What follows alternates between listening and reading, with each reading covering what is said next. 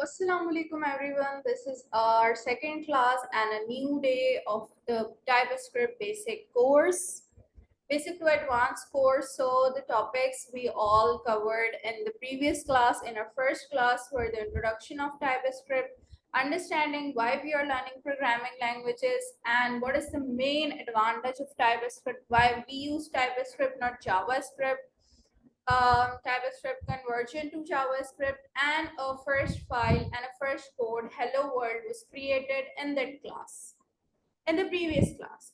Now today is the class 2 and a new day among all us. You're just doing well and cooperating with me. It's too much. Thank you for cooperating with me all the time, and the problems occurring in the previous class will inshallah not occur in any other class. So, okay, with no more delays, let's get started.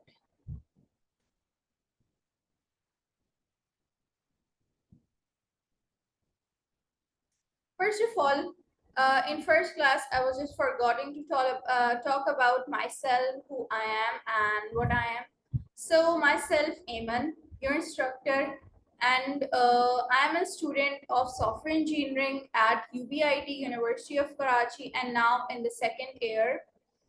Okay. And I'm also the student of Web3 and Metaverse at Governor House. I'm the student of batch Saturday morning 9 to 12. Also, I have learned 4 to 5 programming languages like Python, Java, C++, HTML, CSS, and TypeScript. All more things that you are, and also I have just completed the course of cybersecurity analyst and a professional cybersecurity analyst of 8 months course. Yes. And for the more reviews and overviews about myself, go to my profile. The link is given below in this slide. So check it out and just be motivated and grow up like everyone. And just now let's get started. Okay, so topics that we will learn today are introduction to TypeScript तो हमने first class में ही cover कर लिया था. आज हम पढ़ेंगे variables, understanding variables, declaring variables using let const var, difference between let const and var, and importance of camel case.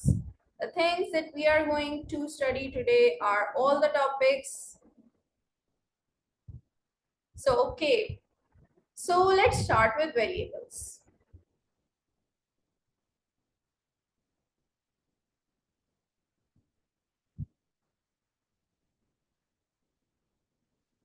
Now what is variables? सबसे पहले देखो, वेरिएबल एक ऐसी चीज है जिसमें हम डेटा स्टोर करते हैं. फॉर एग्जाम्पल,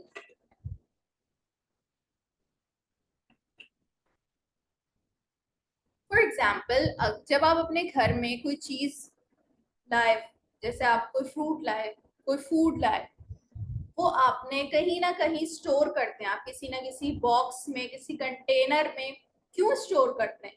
ताकि फिर उसके बाद जब आपको उसकी जरूरत हो तो आप उसे यूज कर सको. आप उसमें चेंजेस करना चाहो तो चेंजेस कर सको, आप उसे दोबारा निकालना चाहो तो निकाल सको, उसे डिलीट करना चाहो मतलब उसे फेंकना चाहो फेंक सको. तो इसलिए अब आपके पास जैसे आपके पास वो रखी हुई है आपके घर में स्पाइसेस, किचन में स्पाइसेस रखे होते हैं, स्पाइसेस के बॉक्सेस होते हैं. उसमें बहुत सारी स्पाइसेस ऐसी होते हैं इसके कलर्स भी सेम होते हैं. ओके, अब आप क्या करते हो कि हर स्पाइस के बॉक्स पे नेम टैग लगा देते हो. नेम टैग क्यों लगाते हैं भाई? ताकि पता चल जाए ये कौन सी स्पाइस है और इसके अंदर क्या चीज स्टोर हुई है. इस बॉक्स के ऊपर आप टैग लगा देते हो कि इस टैग से आपको देख के पता चल जाए कि इसके अंदर कौन सा डेटा स्टोर हुआ है, मतलब क्या नाम है उस डेटा का जो आपने स्टोर करा है. इसी तरह टाइपस्क्रिप्ट में डेटा स्टोर करने के लिए जो कंटेनर, जो बॉक्स, जो मेमोरी यूज होती है उसे वेरिएबल्स कहते हैं. उन वेरिएबल्स को आप आगे जाके मॉडिफाई भी कर सकते हो, स्टोर भी कर सकते हो, रिट्रीव भी कर सकते हो, उसमें चेंजेस भी कर सकते हो, आप कुछ भी कर सकते हो. ओके, अब हर चीज, हर बॉक्स है, जैसे फॉर एग्जांपल आपके घर में एक बॉक्स है, उसके अंदर आपको पता होगा ना भाई इस टाइप का डेटा रखना है. अब स्पाइसेस का जो बॉक्स है, स्पाइसेस के बॉक्स में आप राइस और शुगर इस तरह की चीजें तो नहीं रखोगे ना, स्पाइसेस के बॉक्स में तो स्पाइसेस ही आएंगी। तो इसी तरह अगर जब आपने उस पर बॉक्स पे ये डिक्लेयर कर दिया कि भाई इसमें सिर्फ इसी टाइप की चीजें ऐड होंगी, इसके अलावा और कोई टाइप की चीजें नहीं ऐड होंगी, तो आप उस कंटेनर के अंदर और उस बॉक्स के अंदर आप कुछ और स्टोर नहीं कर सकते। इसी तरह वेरिएबल्स, टाइपस्क्रिप्ट में जो वेरिएबल्स हैं उसका भी यही क्राइटेरिया है कि आप सबसे पहले क्या करते हो, वेरिएबल एक बना देते हो, यानी एक बॉक्स बना देते हो, एक मेमोरी क्रिएट कर देते हो, और फिर आप उसमें ये बता देते हो कि इसमें किस तरह का डेटा स्टोर होगा। इसमें नंबर्स स्टोर होंगे, इसमें टेक्स्ट स्टोर होगा, या फिर इसमें कोई बूलियन वैल्यूज स्टोर होंगी, कुछ और, मतलब जो भी आप इसमें स्टोर करना चाहते हो वो आप बता देते हो कि भाई इसमें क्या स्टोर होगा, और उसका एक नेम डिफाइन कर देते हो। ओके, सो इसकी एग्जांपल मैंने दी हुई है कि हम लोग वेरिएबल्स को कैसे डिक्लेयर करते हैं। सबसे पहले हम लगाते हैं 3 तरह के कीवर्ड्स हैं जिससे हम वेरिएबल डिक्लेयर करते हैं, जिसमें सबसे पहला है लेट, देन कॉन्स्ट, और फिर वार। लेट कॉन्स्ट वार की बात करती हूँ मैं। फर्स्ट ऑफ ऑल एक एग्जांपल देख लेते हैं वेरिएबल डिक्लेयर कैसे होता है। तो वेरिएबल कैसे डिक्लेयर करते हैं, हम सबसे पहले हमने लिखा लेट कीवर्ड, फिर वेरिएबल का name, we just write the let keyword, then the variable name, फिर आपने लगाया यहाँ पे assigning operator that is equal to sign, then you just declare a value जो भी आपको डिक्लेयर करनी है। ये वैल्यू टेक्स्ट वैल्यू है, टेक्स्ट वैल्यू का कैसे पता चलता है कि इसके अंदर इन्वर्टेड कॉमास से ये रिप्रेजेंट होते हैं। टेक्स्ट कोई भी स्ट्रिंग वैल्यू कोई भी होती है तो उसे हम इन्वर्टेड कॉमास से रिप्रेजेंट करते हैं। स्ट्रिंग, नंबर, बूलियन, इसकी बात हम नेक्स्ट क्लास में करेंगे। अभी हम सिर्फ इतना बता रहे हैं कि भाई वेरिएबल कैसे डिक्लेयर करते हैं। पहले आप कीवर्ड लगाया आपने लेट, फिर आपने नेम, यानी कि आपने इसका एक नेम रख दिया वेरिएबल का, फिर आपने क्या करा, इसकी वैल्यू स्टोर कर दी। So that is how we declare and assign a variable.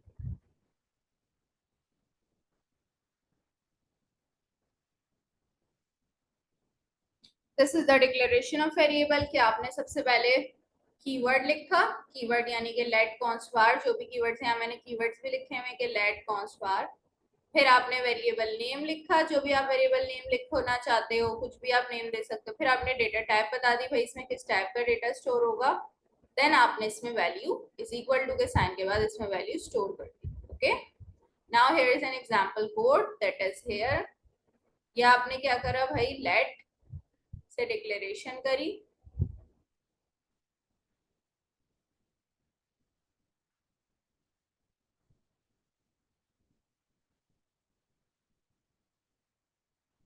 आपने यहाँ पे लेट से क्या करा, डिक्लेयर करा वेरिएबल को, फिर आपने वेरिएबल को एक नेम दे दिया एज, फिर इसकी डेटा टाइप बता दी कि इसमें नंबर टाइप का डेटा स्टोर होगा, then is equal to sign, and you just store a value number. भाई नंबर, स्ट्रिंग और बूलियन पे बात हम लोग नेक्स्ट क्लास में करेंगे। तो डेटा टाइप में जो कंफ्यूजन आ रही है, अभी सिर्फ मैंने तरीका बताया लिखने का। तभी जो भी आप वेरिएबल डिक्लेयर करते हो उसका तरीका होता है लिखने का।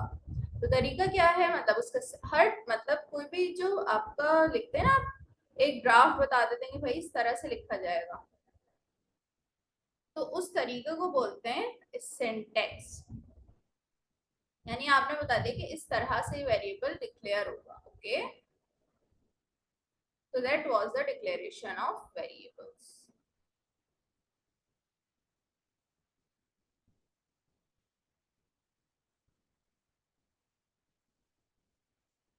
Now let's move to the next one thing, camel case. भाई देखो, आपने वेरिएबल को, यहाँ आपने वेरिएबल डिक्लेयर करा, इस पे इसका कीवर्ड लिखा, इसमें एक नाम लिखा, डेटा टाइप लिखी, और फिर वैल्यू असाइन कर दी। जो आप नाम लिखते हो वो भी किसी ना किसी तरह क्या होना चाहिए, शो होना चाहिए, कि पता चल जाए कि ये वेरिएबल का नाम लिखा हुआ है। तो as a developer you must have a perfect rules and regulation to write everything. so that the people who are just seeing your code can understand that you are a professional developer, not a just first time writing code person. Okay, so camel case एक ऐसी naming convention है जो हर word, हर variable name को identify करने में use होती है। मतलब कि जब भी कोई वेरिएबल ने आपका आके देखेगा उसको समझ आ जाना चाहिए कि वेरिएबल नेम लिखा हुआ है। तो कैमल केस में नेम कैसे लिखते हैं कि first word must be, first word of the letter, first word of the variable name must be in small letters, and the second word and the second one word का जो first letter है उसका first letter क्या होना चाहिए, capital होना चाहिए, और उसके आगे कुछ भी स्मॉल कर सकते हो। इसी तरह एक और एग्जांपल दी हुई है कि फर्स्ट वर्ड माय नेम का जो लेटर है वो स्मॉल है और सेकंड वर्ड जो है उसका फर्स्ट लेटर कैपिटल है। Okay,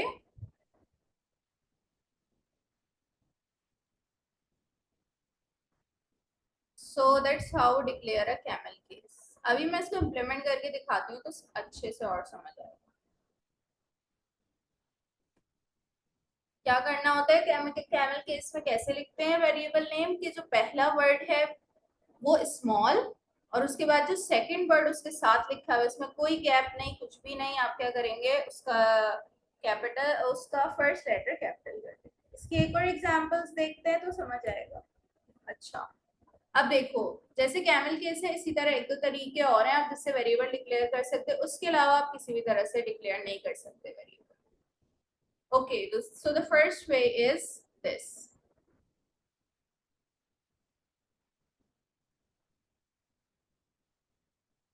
Oh, where is my cursor gone?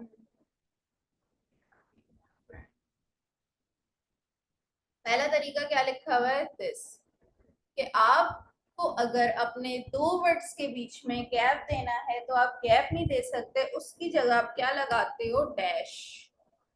उसकी जगह आप क्या लगा सकते हो, डैश। लेकिन आप ये नहीं कर सकते कि आप उसमें गैप दे। इसी तरह नेक्स्ट वाले पे देखो, डॉलर साइन लगा हुआ है, फिर देन लिखा हुआ है माई कैप मतलब dash then variable, so that is also approved. आप ऐसे भी लिख सकते हो वेरिएबल, लेकिन आप ऐसे नहीं लिख सकते कि आप माई से पहले 1 2 3 4 लगा दो। हाँ, आप एग्जाम्पल जो आपका वेरिएबल यहाँ डिफाइन हुआ है माई एग्जाम्पल, एग्जाम्पल के बाद 1 2 3 लगा सकते हो लेकिन पहले नहीं लगा सकते और ना बीच में लगा सकते हो। That is not right. ऐसे भी कर सकते हैं, आपके शुरू में डैश लगा दें, बीच में डैश लगा दें, so that is also allowed. और the next way, you cannot apply the belongs to sign in the first of variable। Third में क्या लिखा हुआ है, my dash variable dash example, ऐसे लिख सकते हैं। इसके बाद आप कितनी भी बड़ी वेरिएबल का नाम लिखना चाहें, और वेरिएबल का नाम बहुत बड़ा नहीं होना चाहिए, लेकिन ऐसा होना चाहिए कि देख के पता चल जाए कि हाँ, जैसे फर्स्ट नेम है तो फर्स्ट नेम देख के पता चल सकता है कि इसके अंदर आपका फर्स्ट नेम लिखा होगा। अगर आप ए लिख के वेरिएबल में फर्स्ट नेम लिखोगे तो पता थोड़ी चल सकता है। So try to make a sensible variable name. Okay, आप प्लस प्लस नहीं लगा सकते शुरू में, आप कोई और साइन, मॉड्यूलस साइन नहीं लगा सकते, हैश नहीं लगा सकते, दिस साइन नहीं लगा सकते, and this one is a camel case, ये तो आप कर ही सकते हैं। Okay, so that are the ways you can declare, you can write the name of variables.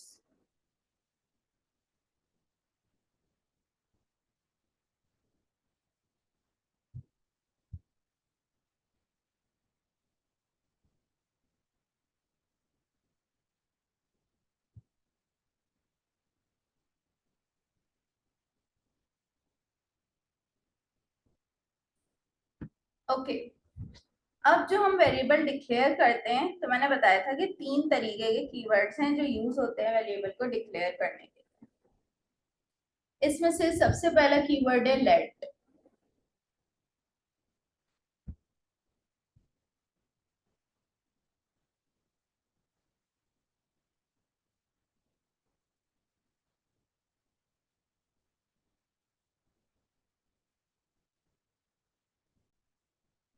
Okay, now let's talk about let and use of let.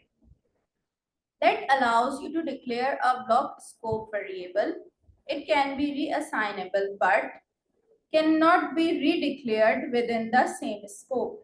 अच्छा जी, let जो आप declare करने के लिए यूज करते हैं उसमें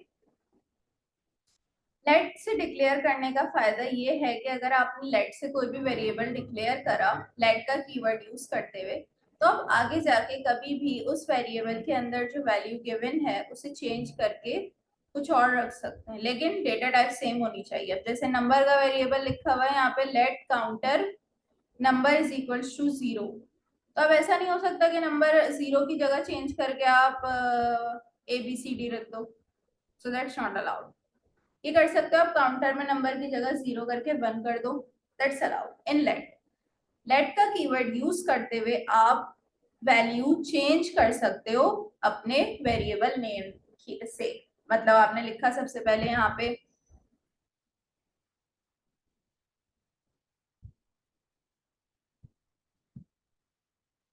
आपने लिखा लेट कर से वेरिएबल डिक्लेयर करा और यहाँ पे आपने नेम लिखा वेरिएबल का, डेटा टाइप डिफाइन करी and then you just write the value.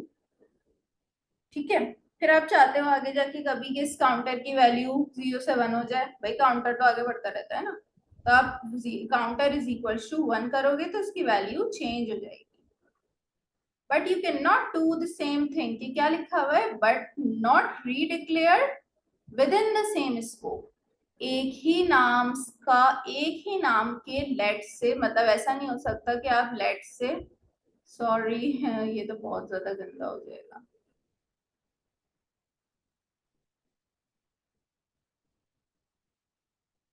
I will just make you in the make I will just make you clear in the implementation also। मतलब आप ऐसा नहीं कर सकते कि आप दोबारा से डिक्लेयर करो लेट से और उसी नाम के वेरिएबल को दोबारा रखो और उसके अंदर 2 रख दो वैल्यू चेंज करके, ये नहीं हो सकता। मतलब आप लेट से लेट कीवर्ड यूज करते हुए दो वेरिएबल सेम नाम के नहीं रख सकते। ठीक है, वेरिएबल की वैल्यू चेंज कर सकते हो कितनी भी दफा, लेकिन ऐसा नहीं हो सकता कि आप दोबारा से सेम नाम का वेरिएबल क्रिएट कर दो, that's not allowed in the use of let. तो लेट का सबसे बड़ा फायदा क्या है कि आप लेट से जब भी वेरिएबल बनाते हो तो आगे जाके उसकी वैल्यू चेंज कर सकते हो। Now let's talk about const.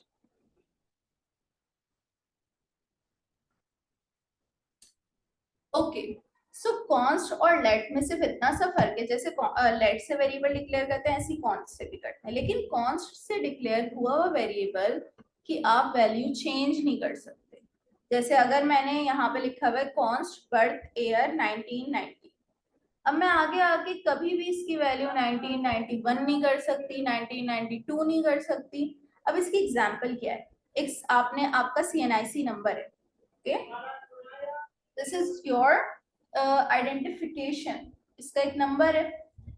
तो ये ऐसी वैल्यूज जिनको हम बिल्कुल चेंज करना ही नहीं चाहते, अगर उन्हें चेंज कर दिया तो बहुत बड़ा रिस्क हो जाएगा, बहुत बड़ी सिक्योरिटी प्रॉब्लम हो जाएगी, तो वो वैल्यूज हम कॉन्स्ट से डिक्लेयर करते। अब अगर मैं CNIC नंबर को कॉन्स्ट से डिक्लेयर कर दूं तो कभी भी कोई भी नया डेवलपर, कोई भी नया यूज करने वाला आके आपके CNIC नंबर को चेंज नहीं कर सकता। वो देख सकता है, उसे यूज भी कर सकता है, उसके साथ कोई ऑपरेशंस परफॉर्म कर सकता है, लेकिन उसकी वैल्यू चेंज नहीं कर सकता। Okay, so this is the use of const.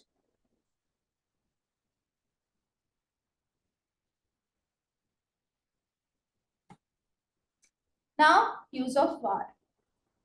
var एक ऐसा कीवर्ड है जिससे आप एक नाम के दो वेरिएबल्स बना सकते हो, वैल्यू चेंज कर सकते हो, एक नाम के दो वेरिएबल्स बना सकते हो, वैल्यू चेंज भी कर सकते हो उन वेरिएबल्स की।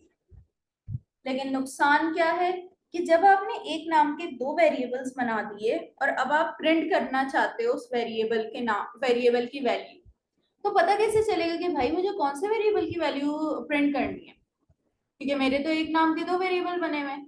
So that is not accurate and not consistent to use in the programming language.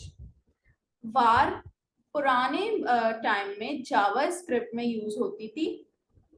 var is the keyword used in javascript, और ये पुराने वर्जन की जावास्क्रिप्ट में यूज होता था। जावास्क्रिप्ट तो अब भी var ही यूज करती है, var को ही यूज करती है वेरिएबल डिक्लेयर करने के लिए, लेकिन हम उसे यूज नहीं करते। टाइप स्क्रिप्ट एक एडवांस वर्जन है, वो इस तरह की गलतियां अफोर्ड नहीं कर सकती कि आपका एक वेरिएबल दो नाम से बन जाए, उसकी वैल्यू भी चेंज हो जाए, तो ये बहुत प्रॉब्लमेटिक होता है, इसलिए वार यूज नहीं होता और वार पुराना वर्जन है। अब जो आउटडेटेड वर्जन है वो है लेट एंड कॉन्स्ट। हम लोग सिर्फ लेट एंड कॉन्स्ट पे बात करते हैं, लेट एंड कॉन्स्ट यूज करते हैं टाइप स्क्रिप्ट में। वार की थोड़ी सी इंपॉर्टेंस है जो हम आगे जाके एक जगह पढ़ेंगे कि एडवांस टॉपिक है टाइपस्क्रिप्ट का, होस्टिंग। तो हम वार को क्यों यूज नहीं करते, ये सब बातें उसमें डिस्कस होंगी होस्टिंग के टॉपिक में। अभी के लिए सिर्फ इतना समझ लो कि हम जब भी वेरिएबल डिक्लेरेशन करते हैं उसमें वार यूज नहीं करेंगे, कभी यूज नहीं करेंगे, हमेशा लेट एंड कॉन्स्ट यूज करेंगे। कुछ भी हो जाए, वार is not allowed in using TypeScript. अब अगर कहीं का कोड देखोगे ना, जैसे आप चैट जीपीटी से कोड उठाओ और गूगल वगैरह से कोड उठाओ, तो उन्होंने वार यूज करा हुआ होगा और एरर भी कोई नहीं आ रहा होगा, लेकिन मैंने बताया ना वार यूज करने का नुकसान क्या है।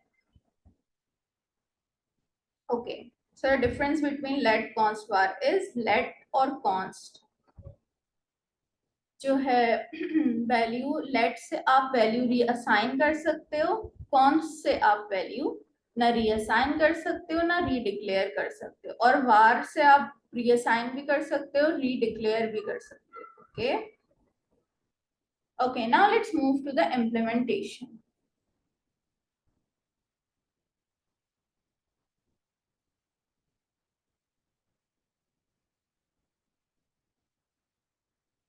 So to start the implementation in VS Code, I am just going to go on my files.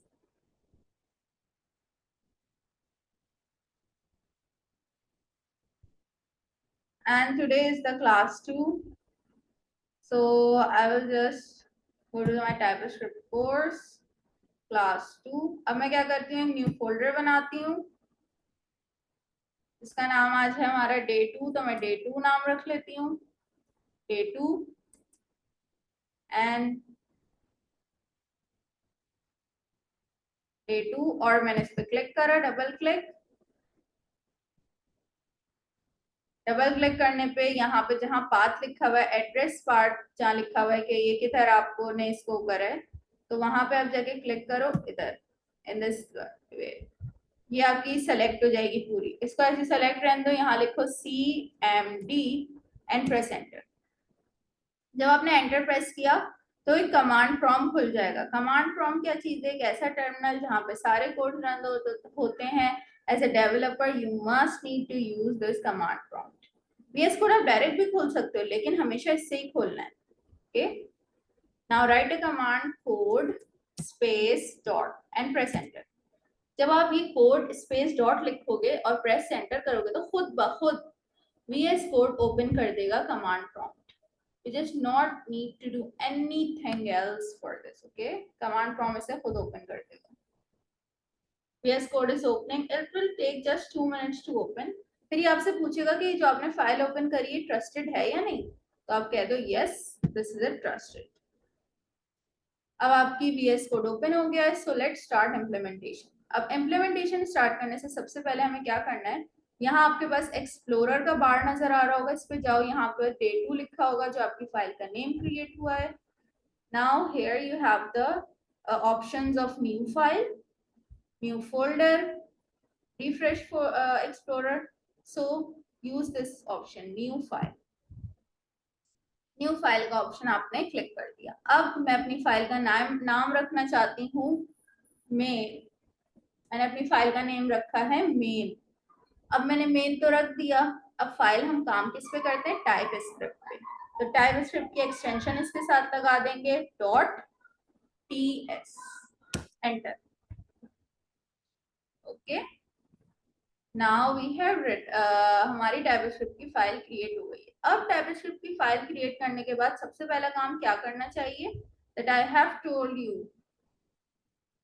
ts configuration की फाइल क्रिएट होनी चाहिए सबसे पहले। तो वापस आप अपने कमांड प्रॉम्प्ट में जाएंगे, जो आपने खोल के रखा हुआ था ना, जिस पे हमने लिखा था कोड स्पेस डॉट, उसी पे जाके लिखो tsc -init। जब आप ये कमांड लिखोगे तो ts कॉन्फ़िगरेशन की फाइल क्रिएट हो जाएगी। So now the ts configuration file has been created, here is it. इस ts कॉन्फ़िगरेशन की फाइल पे जाओगे, मैं ऐसा करती हूँ थोड़ा सा जूम आउट कर देती हूँ।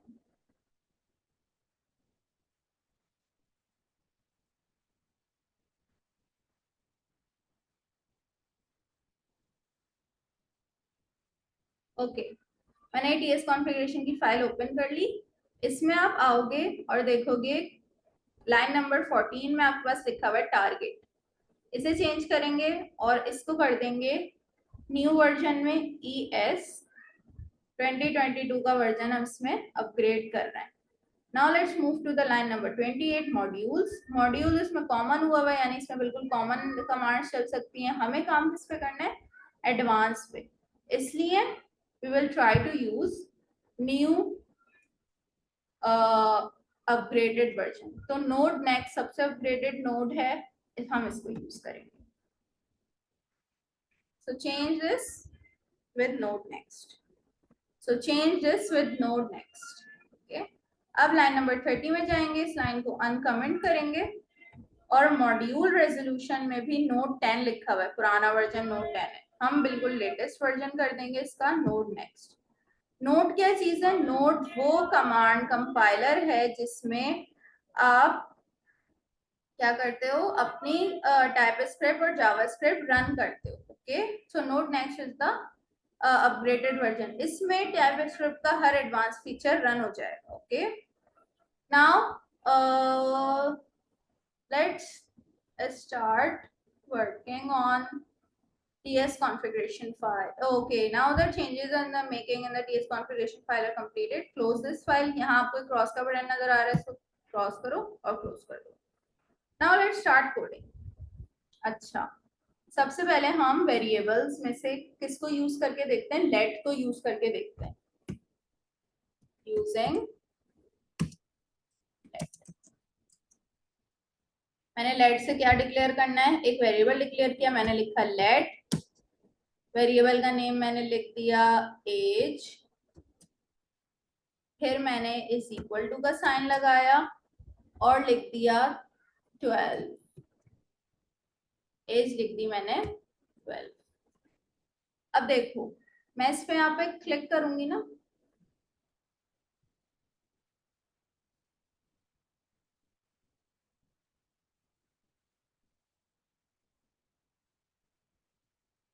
Late age is equal to number. इसने यहाँ पे खुद ब खुद बता दिया कि इसकी डेटा टाइप नंबर है। मुझे लिखने की जरूरत भी नहीं है, लेकिन एज अ गुड डेवलपर मुझे लिखना जरूरी है कि भाई इसकी मैं कौन सी डेटा टाइप बात कर रही हूँ। डेटा टाइप की बात हम नेक्स्ट क्लास में करेंगे, इसलिए मैं यहाँ पे डेटा टाइप यूज नहीं कर रही। ओके, अब मैंने यहाँ लिखा let age is equal to number. अब इसको प्रिंट करके देखते हैं। console डॉट लॉग एज, जो भी आपको प्रिंट करना हो आप console डॉट लॉग में लिखोगे तो वो प्रिंट हो जाएगा। Again move to the command prompt, जहां आप सारे चीजें रन कर रहे हो। अच्छा, अब सबसे पहले क्या करना होगा? टाइप स्क्रिप्ट की फाइल को जावा स्क्रिप्ट की फाइल में कन्वर्ट करना है। तो जावा स्क्रिप्ट की फाइल में कन्वर्ट करने के लिए जो कमांड थी वो थी tsc main dot ts। main dot ts आपकी टाइप स्क्रिप्ट फाइल का name. Press enter. Now here you will see that the JavaScript file has been created.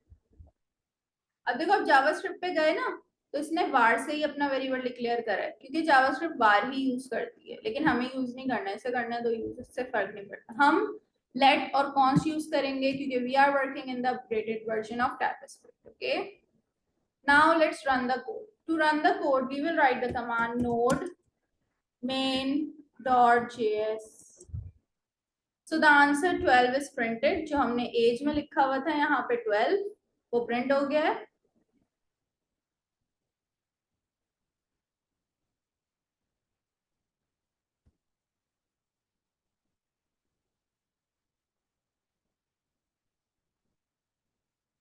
Okay, now one more thing I want to tell you कि आप ये जो दो दो commands लिखते हो ना, tsc main डॉट ts, जब आपने एक बार ts कॉन्फ़िगरेशन की फाइल बना ली तो बार बार हर लाइन को कन्वर्ट करने के लिए आप सिर्फ एक कमांड लिखो, tsc and node main dot JS. Main क्या है? आपकी फाइल का नाम।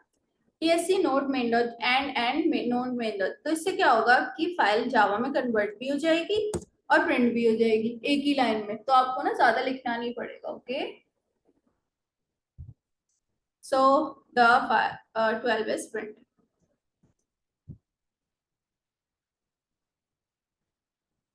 Now let's use let, sorry, const.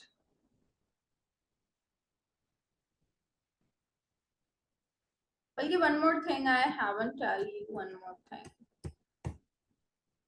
अच्छा, लेट में हम क्या कर सकते हैं? चेंज कर सकते हैं। मैंने बताया था वैल्यू, मैं क्या करती हूँ 12 की वैल्यू को मैं 13, एज की वैल्यू को चेंज कर देता हूँ। मैंने लिखा age is equals to 14, change हो गई वैल्यू, नो एरर। अब अगर मैं इसे प्रिंट करूंगी तो कौन सी वैल्यू प्रिंट होगी? Let's check. मैंने यहाँ पे वैल्यू लिखा tsc and node main dot JS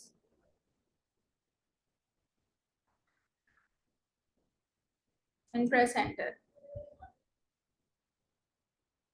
So 14 is printed. Okay.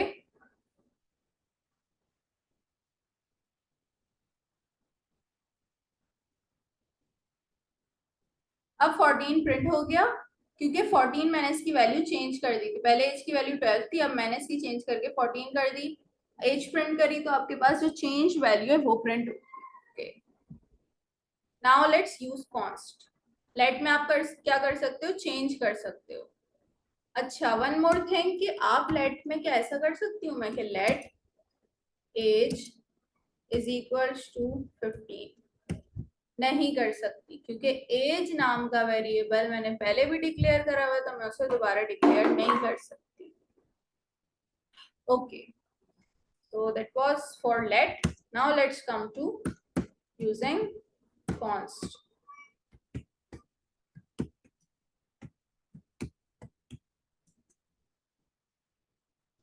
const से भी सेम वेरिएबल डिक्लेयर करते हैं। मैंने लिखा const age is equal, sorry मैं इसका नंबर रख देती हूँ, cnic is equal to 1 2 3 4.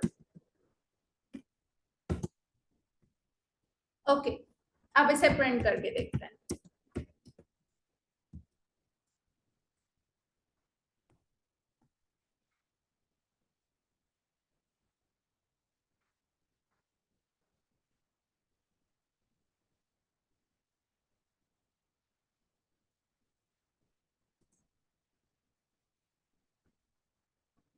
1 2 3 4 is 1 2 3 4 is printed now.